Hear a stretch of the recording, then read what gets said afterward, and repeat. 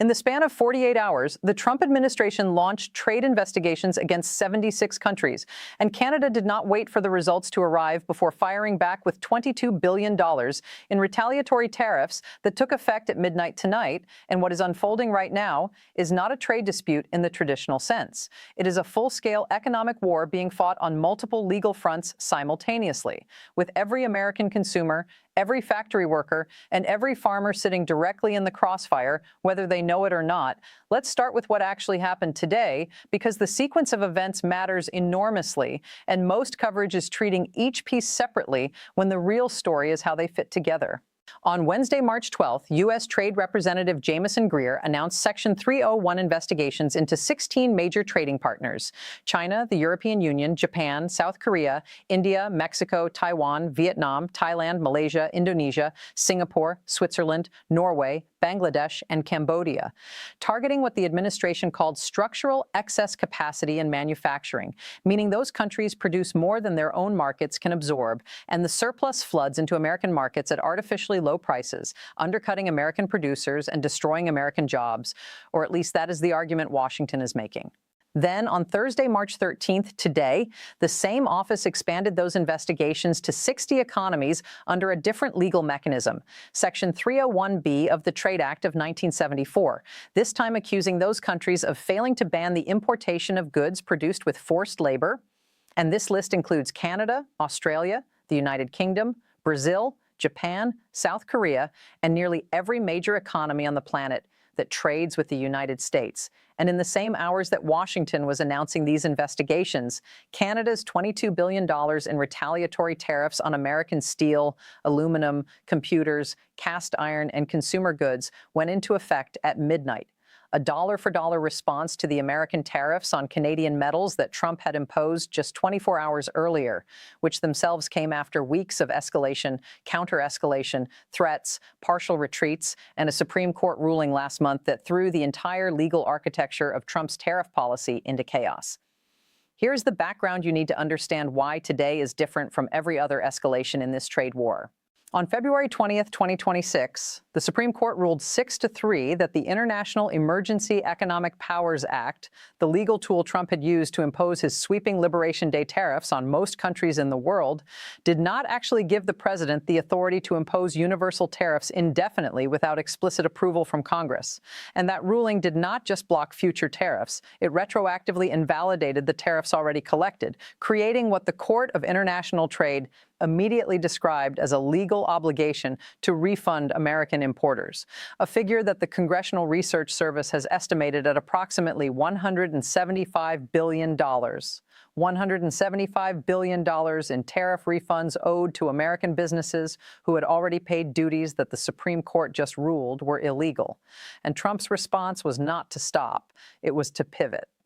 Within days of the ruling, Trump invoked Section 122 of the Trade Act of 1974 to impose a 10% global blanket tariff, then threatened to raise it to 15%, which is the maximum that statute allows without congressional approval. And he told reporters he would seek to reimpose all of the country-specific tariffs through Section 301 investigations, the same legal tool his first administration used to impose tariffs on China, a more legally durable mechanism that is harder to challenge in court, but takes significantly longer to implement. U.S. Trade Representative Greer told reporters his goal is to conclude all Section 301 investigations before the Section 122 temporary tariff expires, and that expiration date is July 24, 2026, roughly 130 days from today, which means the administration is running a race against a legal clock while simultaneously managing a full-scale trade war with Canada, a diplomatic standoff with the European Union, and a scheduled review of the entire USMCA agreement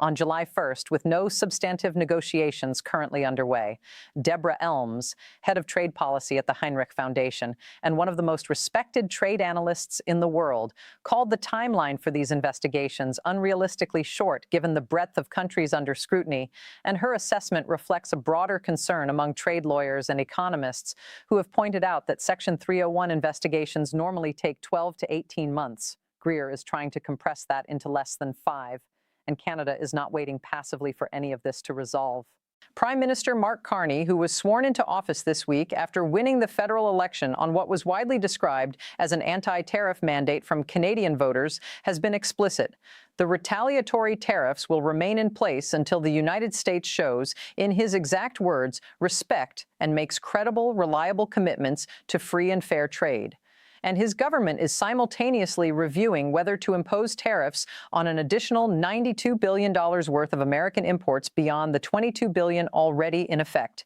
a figure that would represent one of the largest retaliatory trade actions ever taken by a U.S. ally against the United States. The Congressional Research Service, in a report published this week, confirmed that Canada is actively considering this expansion and that provincial and territorial governments across the country are developing their own non-tariff retaliatory measures related to critical minerals and energy. The same energy that powers homes and factories in Michigan, New York, and Minnesota, the three states that came within hours of losing Canadian hydroelectric power during the Ontario electricity standoff earlier this month. Now let's talk about what this costs in real terms for ordinary Americans, because the policy debate can obscure the direct personal impact. The $22 billion in Canadian tariffs that took effect tonight covers a specific and carefully chosen list of American exports: steel products worth $12.6 billion, aluminum worth $3 billion, and an additional $6.2 billion in computers, servers, display monitors, sports equipment, and cast iron products. And every one of those categories was selected deliberately because it targets American industries that lobbied for these tariffs in the first place, creating maximum political pressure on the exact constituencies that support Trump's trade agenda. American steel producers pushed for tariff protection and now face retaliatory tariffs on their exports to their largest customer. Canada buys more American steel than any other country in the world, and that market just became 25% more expensive overnight. American aluminum producers built their export business around Canadian buyers, and now those buyers are paying a premium that will push them to source from elsewhere,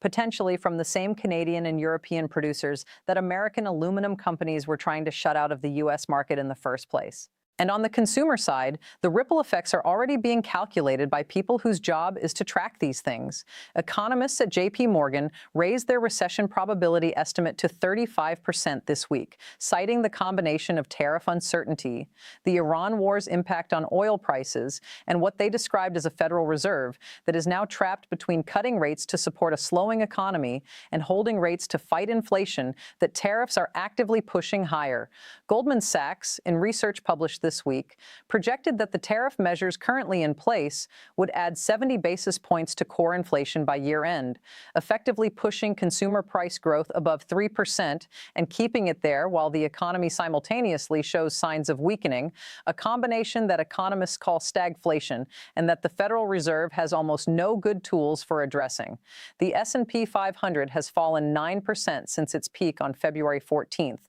the day before the Supreme Court issued its ruling on IEEPA tariffs, and the NASDAQ has fallen 13% over the same period, while European stock markets have posted their strongest performance in 15 years, a divergence that no American investor who was paying attention to the headlines could have missed, but that has not yet translated into political consequences for the administration. Here is where the story gets more complicated and more revealing about the strategic calculation on both sides. The Trump administration launched 60 forced labor investigations today through the official U.S. Trade Representative website, with public hearings scheduled for April 28th, and the stated goal of concluding findings before July 24th. But the European Union, one of the 60 targets, has its own comprehensive legal framework against goods produced with forced labor that is widely considered more rigorous than the American equivalent. And trade experts have publicly noted that targeting the EU under a forced labor rationale, while that framework is in place, is legally questionable at best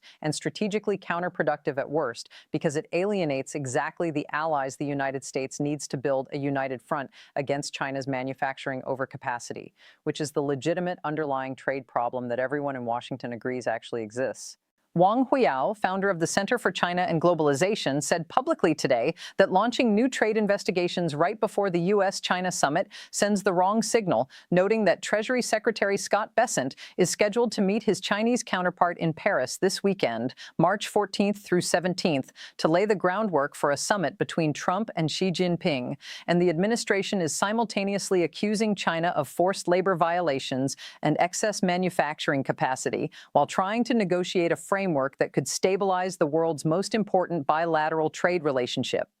Senator Ron Wyden, the ranking Democrat on the Senate Finance Committee, captured the contradiction plainly in a statement released today. Donald Trump is scrambling to replace his illegal trade taxes with a different tariff scheme to hike prices for Americans, Wyden said, adding that Trump isn't interested in solving real trade problems, but is trying to put his tariffs back in place any way he can, while families are already struggling to afford sky-high gas prices from the Iran war, and Republicans are determined to raise the cost of living even higher. And the Iran war connection Wyden mentioned is not rhetorical. It is a real compounding factor that the trade war numbers do not fully capture on their own, because the Iran conflict has pushed Brent crude oil above $100 per barrel for the first time since 2022, adding a direct energy cost increase to an economy that is already absorbing tariff-driven inflation on manufactured goods. And the combination is what is driving the recession probability estimates higher at J.P. Morgan and Goldman Sachs. The calendar from here looks like this.